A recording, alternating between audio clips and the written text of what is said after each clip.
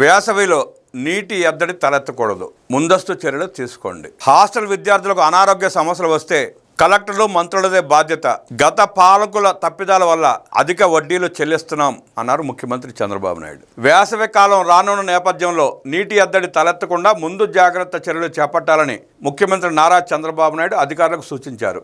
ఇప్పటి నుంచే summer action plan సిద్ధం చేసుకోవాలని స్పష్టం చేశారు. ప్రజలకు తాగునీటికి ఇబ్బందులు రాకుండా చూసుకోవడంతో పాటు పశువుల దాణాకు సమస్యలు రాకూడదన్నారు. మరోవైపు ప్రజా సమస్యలు, పాలనా తీరు తెలుసుకునేందుకు మంత్రులు, కార్యదర్శులు క్షేత్రస్థాయిలో పర్యటించాల్సిందేనని ఆదేశించారు. ప్రభుత్వం తీసుకున్న నిర్ణయాలు, పాలసీల అమలు క్షేత్రస్థాయిలో ఎలా ఉందనే దానిని ప్రత్యక్షంగా చూడాలన్నారు. పై స్థాయిలో ఎన్ని నిర్ణయాలు తీసుకున్నా క్షేత్రస్థాయిలో పాలసీలు సమర్థవంతంగా అమలు కానప్పుడు ఆశించిన ఫలితాలు రావని సీఎం అభిప్రాయం వ్యక్తం చేశారు. వివిధ వర్గాల ప్రజలతో అధికారులు తరచూ మాట్లాడుతూ ఉంటే చాలా సమస్యలకు పరిష్కారాలు లభిస్తాయని చెప్పారు. సచివాలయంలోని 5వ బ్లాకుల మంత్రులు, కార్యదర్శుల సమావేశం జరిగింది. పలు అంశాలపై ముఖ్యమంత్రి రాష్ట్ర ప్రభుత్వ యంత్రాంగానికి దిశానిర్దేశం చేశారు. ప్రతి 5 ఏళ్లకు జీఎస్డీపీ తలసరి ఆదాయం రెట్టింపు అయ్యేలా ప్రణాళికలు చేపట్టాలి. తలసరి ఆదాయం ప్రజల జీవన ప్రమాణాలకు ప్రతీకగా నిలుస్తుంది. కీ పెర్ఫార్మెన్స్ ఇండికేటర్ల విషయంలో జాగ్రత్తగా అంచనాలు వేయాలి. క్షేత్రస్థాయి నుంచి తీసుకునే సమాచారం 1-2 సార్లు పరిశీలన చేసుకోవాలి. P4 అనేది రాష్ట్రంలో ఆర్థిక అసమానతలు తగ్గించే ప్రత్యేక కార్యక్రమం. మార్గదర్శకులు, బంగారు మిత్రులను నియమించుకోవాలి. వారి ద్వారా ఆయా పేద కుటుంబాలను ఆదుకునేలా చర్యలు తీసుకోవాలి. గత పాలకులు చేసిన అప్పుల కారణంగా 14% వడ్డీ చెల్లిస్తున్నాం. ఏపీ క్రెడిట్ రేటింగ్ పెంచుకుని వడ్డీ తగ్గించుకునేలా రుణాలని రీషెడ్యూల్ చేస్తున్నాం. గత పాలనలో పాలకులు 2019-24 మధ్య ఆర్థిక క్రమశిక్షణను దెబ్బతీశారు. జీతాలు కూడా మొదటి తేదీకి ఇవ్వలేని పరిస్థితి ఉండేది. ఇప్పుడు జీతాల చెల్లింపులను గాడిలో పెట్టాం. సూపర్ 6 పథకాలను అమలు చేస్తున్నాం. కొన్ని జిల్లాల్లో అద్భుతమైన అభివృద్ధి జరుగుతోంది. ఆ జిల్లాలు భవిష్యత్తులో మరింత వృద్ధిలోకి వచ్చే అవకాశాలు కనిపిస్తున్నాయి. అల్లూరి జిల్లా లంబసింగిలో కుంకుమ పువ్వు ఉత్పత్తికి అవకాశాలు ఉన్నాయి. ఇప్పటి వరకు కాశ్మీర్లో మాత్రమే కుంకుమ పువ్వు ఉత్పత్తి జరుగుతోంది.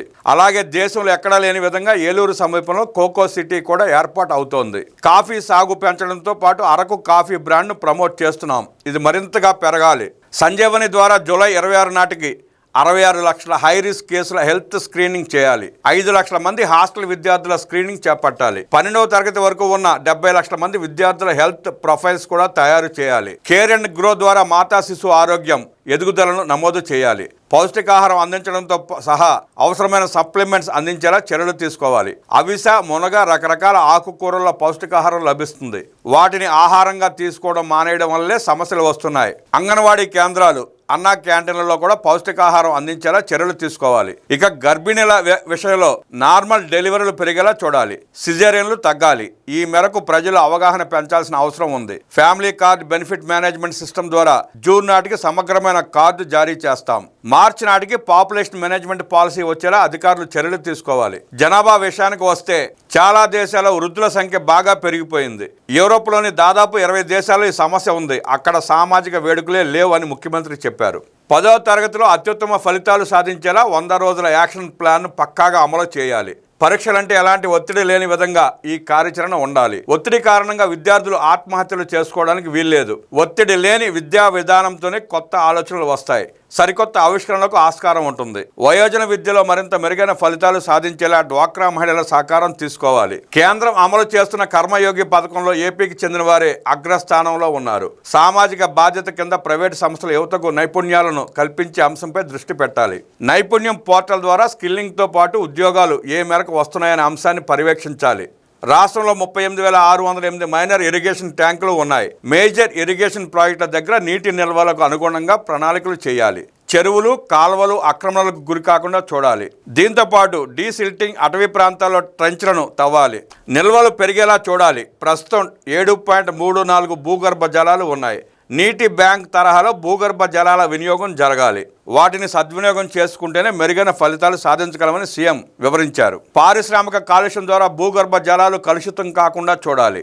సురక్షితమైన తాగునీరు ప్రజలకు అందాలి. ఆశ్రమ హాస్టల్లో కలుషితమైన నీటి కారణంగా విద్యార్థులు అస్వస్థతకు గురైన పరిస్థితి ఎదురైంది. ఈ తరహా ఘటనలు ఇకపై ఉత్పన్నం కాకూడదు. మళ్లీ ఇలాంటి సంఘటనలు జరిగితే దానికి సంబంధిత జిల్లా కలెక్టర్, ఇన్ఛార్జ్ మంత్రులదే బాధ్యత. పంచాయతీరాజ్ రోడ్లు, నీటి సంరక్షణ చర్యలు, గోకులం షెడ్లు, మ్యాజిక్ డ్రైన్లు చేపట్టాలని ముఖ్యమంత్రి సీఎం చంద్రబాబు నాయుడు దిశానిర్దేశం చేశారు.